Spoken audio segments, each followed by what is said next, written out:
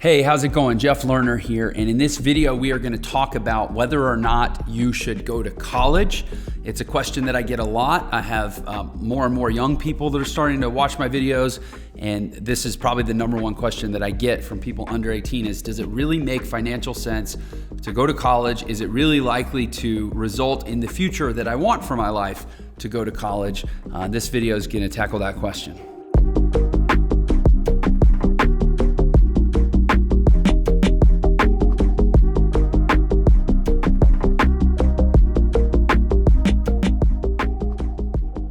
Okay, so should I go to college or not? I'm not going to give you a hard yes or a hard no. It's definitely circumstantial. It's not something that there's a one-size-fits-all answer to. But what I love about the question is it means that young people are asking questions. They're not just accepting the playbook for their life that they're given by my generation and older than my generation. Because I like to think if I was a teenager now and I looked at the world, what would I see? I think what I would see is, man, these older people, they really talk like they've got it all figured out. But if I actually look at the world that they've created and the world that they're bringing me up into and the world that ultimately they're going to leave me to figure out, I'm not sure they really do have it all figured out as much as they pretend. So if I were a teenager, I would definitely be asking questions. I know that when I was a teenager, I did ask questions, and that's why I ended up going in some alternative directions. And I certainly encourage young people to do the same. What I'm going to do in this video is actually give you 4 questions that I think you need to answer before you decide whether or not going to college is the right answer for you. And realistically, if like I have 4 kids, two of them are teens that are within a couple years of that same decision about going to college. So I think as parents, we owe it to ourselves to not just spoon feed the same thing that we were spoon fed and say, well, you got to go to college because that's just the way it is. Because the reality is in the world we live in, there are really successful people who go to college and there are really successful people who don't go to college. And there are really unsuccessful people who not only went to college, but I would argue in some cases, going to college hurt them and even contributed to their lack of success. And then there are really unsuccessful people who didn't go to college, where frankly, not going to college hurt them. And if they had, it would have maybe helped them have some success. Like there's all different permutations. But to act like there's just one prescription or to do the whole, well, people in our family do this, like was like the 12th century, like we all have a crest above our hallway and, we're all lords of the manor and we do this because it is, like, that's nonsense. It's not the world we live in. So to just try to cram, this answer down young people's throats, it's disingenuous. And I'll tell you what's going to result in as an adult. If you're a parent, like I'll warn you, if you try to cram this stuff down your kids' throats and give them the because I said so routine, what's going to happen is a lot of lonely Thanksgivings, because when they get old enough to make their own decisions, they're going to realize that you were more worried about your standards and your life and how they reflected on you than you were about them actually exploring and embracing and thriving in the world as it is. Not the world as it was when you were born or when you were raised, but the world as it is right now. Because for some people, as I'm about to explain, college makes no sense. So that's my soapbox spiel about parenting. Now let's just talk about the question, should you go to college? First of all, do you or does the person in question actually know what you want to do? College, I do not believe, is a place to go figure out what you want to do. Unless money's not an issue. If money's not an issue, you're not on student loans, you're not putting your parents or your grandparents out or whoever's paying for it, or you've got some kind of scholarship that is willing to just give you all this time. I mean, like most scholarships have a 4-year expiration. I was actually fortunate in college. I had a scholarship that as long as I played piano in the jazz orchestra, I could pretty much go to school for free. But even then, it was sort of based on the assumption that I was doing that thing. I couldn't just go say, well, I'm going to focus on astronomy this semester. They go, okay, well, we're going to yank your scholarship. You told us you were going to be in the music program. So most scholarships are not going to support this like wandering, episode of your life where you just go to college to figure it out. And so, look, if you're clear on what you want to do, and what you want to do is something that requires specialized training at a 4-year school and a degree to do it, then by all means, like if you want to be a teacher, go to college. If you want to be a doctor, go to college. If you want to be an engineer, go to college. If you want to be an attorney, go to college. If you want to be an accountant, go to college. But if you want to figure out what you want to do, don't go to college. take a year off, take a gap year, travel, get a job, get into sales, join the actual workforce. If money's not a problem, go get internships, do something. But this idea that college is a place to figure out what you want to do, because college is track-based. You go to college and they set you on a path. And by the time you've gone far enough down the path to evaluate the path, you're at least a semester in, maybe a year. And, depending on the school, that's anywhere from $5,000 to $50,000 that you just blew of somebody's money. And I don't think that's responsible. Or you borrowed it and you're going to have to pay it back and it's going to cost you even more.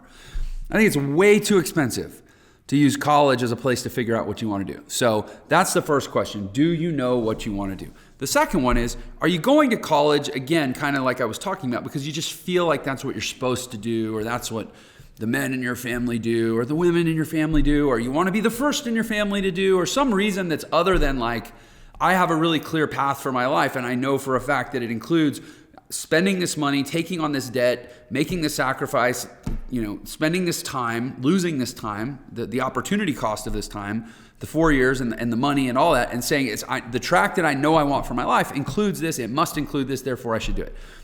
Any reason other than that is probably not a good reason. And inertia, just the sense of like, well, that's the direction I'm headed. I graduated from high school and now college is up next. Like that's not a good reason.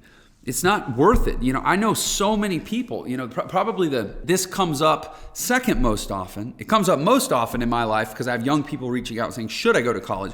It comes up second most often because I'm working with people in their 30s or their 40s who are still trying to pay off student debt, or sometimes in their 20s. Although a lot of times people in their 20s, they haven't quite clued in that, the job market and the actual economics of living, especially if you get married and you start to build a family, those economics are not going to support you paying off your student debt as fast as you think. And a lot of times it takes people a solid 8 or 10 years in the workforce before they really click. And then by the time they're like 30, 35, they're going, oh my gosh, how am I supposed to pay this off? I'm still going to be paying on this when I'm supposed to be retiring.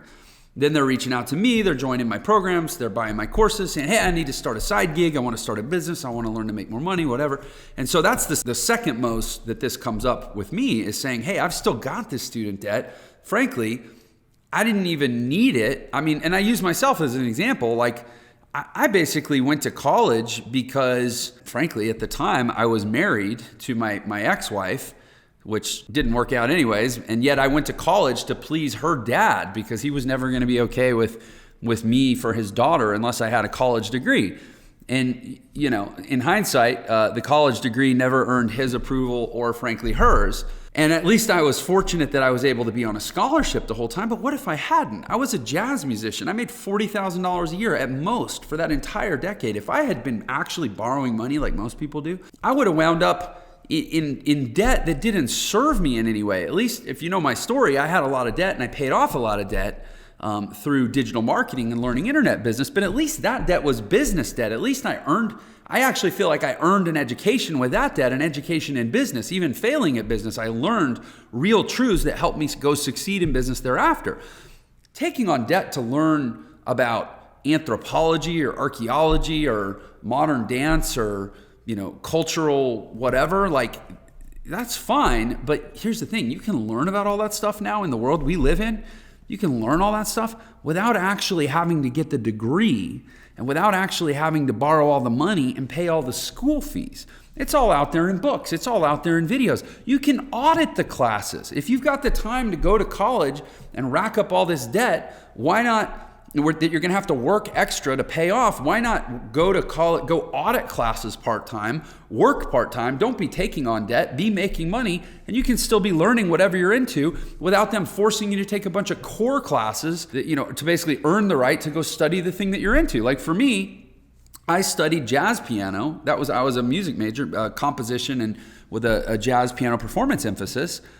I could have if I'd played in the orchestra, I could have gone to school part-time and just taken those classes. But because I was there trying to get a degree, I had to take all these other classes too that they were interesting and I love to learn. But frankly, and this was almost 15 years ago. This was like 15 years ago now. Yeah, I guess about 15, even 20 years ago. I'm 40 now. In the world we live in now, Even if 20 years ago this was necessary for me to get access to that information, the world we live in now, there's nothing I learned in college other than the actual music stuff from the actual professors that I couldn't have just learned watching videos and reading books.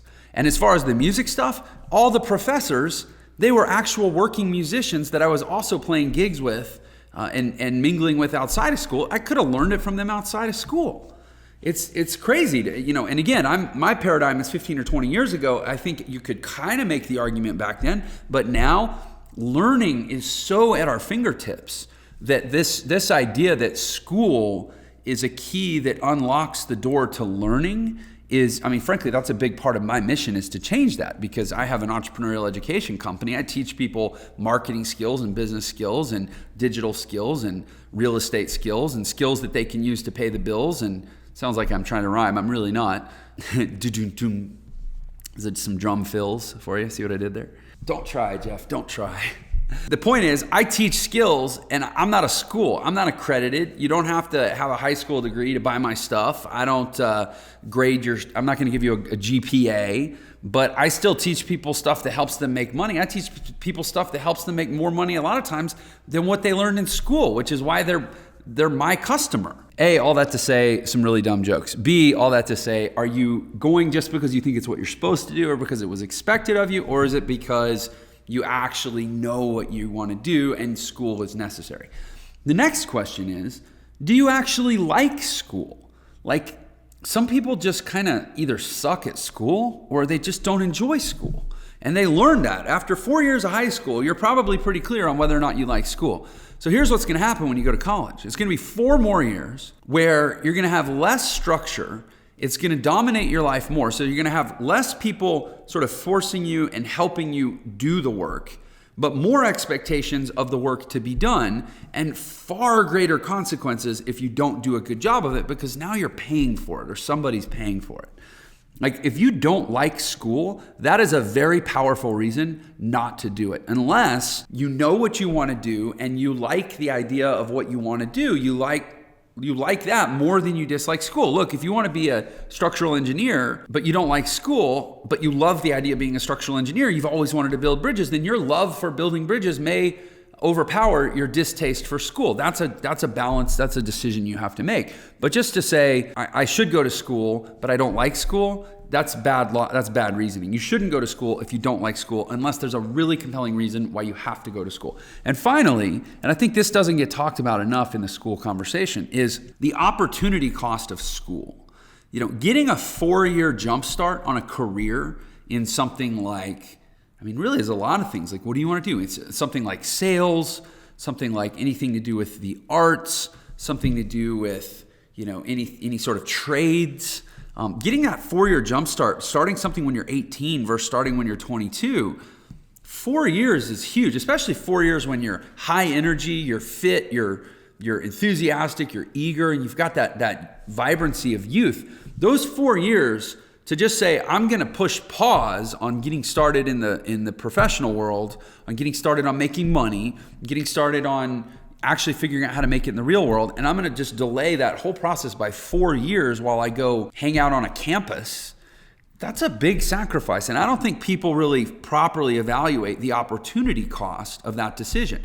I was fortunate. I went to a commuter school. It's a big urban school in an urban environment, University of Houston. There really was no on-campus life.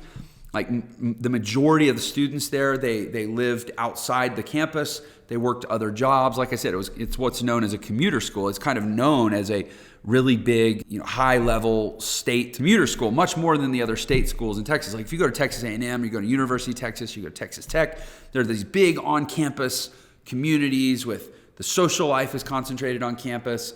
You've got the Greek system concentrated on campus. You've got all these clubs on campus. U of H, 90% of the people are gone at the end of the day. They're going home or they're going to work. And so in that sense, I really appreciated where I went to school, because I actually got to deal real world. I was surrounded, even in school, I was surrounded largely by people that were dealing with the real world. And I was working as a musician that whole time. This idea of just saying, I'm going to go put my life on pause for 4 years and find myself or whatever. Look, you want to find yourself?